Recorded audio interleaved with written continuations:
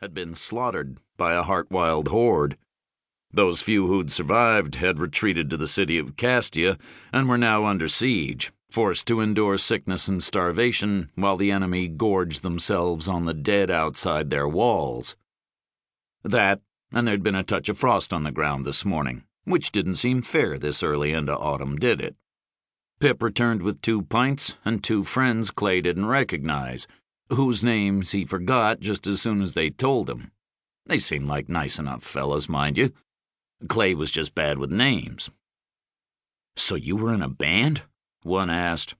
He had lanky red hair, and his face was a post-pubescent mess of freckles and swollen pimples. Clay took a long pull from his tankard before setting it down and looking over at Pip, who at least had the grace to look ashamed. Then he nodded. The two stole a glance at each other, and then Freckles leaned in across the table.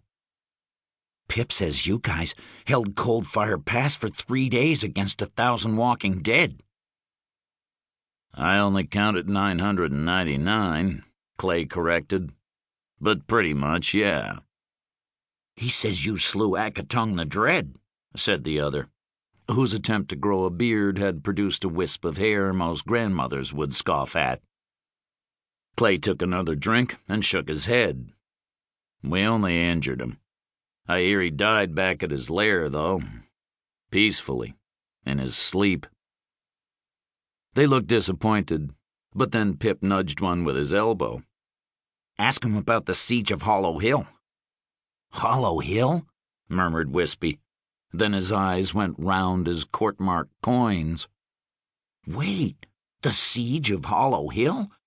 So, the band you were in—" "Saga," Freckles finished, clearly awestruck. "You were in Saga?" "It's been a while," said Clay, picking at a knot in the warped wood of the table before him. "The name sounds familiar, though." "Wow," sighed Freckles. "You gotta be kidding me," Wispy uttered. "Just wow," said Freckles again. "You gotta be kidding me," Wispy repeated, not one to be outdone when it came to re-expressing disbelief. Clay said nothing in response, only sipped his beer and shrugged. "So you know Golden Gabe?" Freckles asked. Another shrug.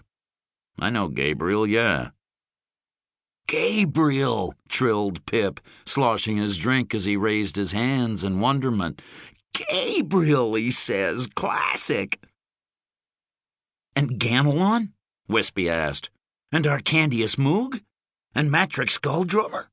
Oh, and—" Freckles screwed up his face as he racked his brain, which didn't do the poor bastard any favors, Clay decided. He was ugly as a rain cloud on a wedding day, that one. "Who are we forgetting?" "Clay Cooper." Wispy stroked the fine hairs on his chin as he pondered this. "Clay Cooper? Oh," he said, looking abashed. "Right." It took Freckles another moment to piece it together, but then he palmed his pale forehead and laughed. "Gods, I'm stupid." "The gods already know," thought Clay. Sensing the awkwardness at hand, Pip chimed in. "Tell us a tale, will you, Clay? About when you did for that necromancer up in Odsford? Or when you rescued that princess from that place, remember?" Which one? Clay wondered.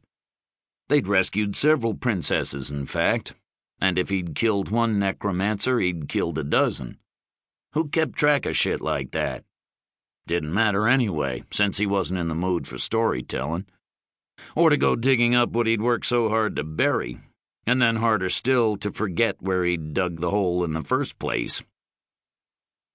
"Sorry, kid," he told Pip, draining what remained of his beer. "That's one." He excused himself, handing Pip a few coppers for the drink and bidding what he hoped was a last farewell to Freckles and Wispy. He shouldered his way to the door and gave a long sigh when he emerged into the cool quiet outside.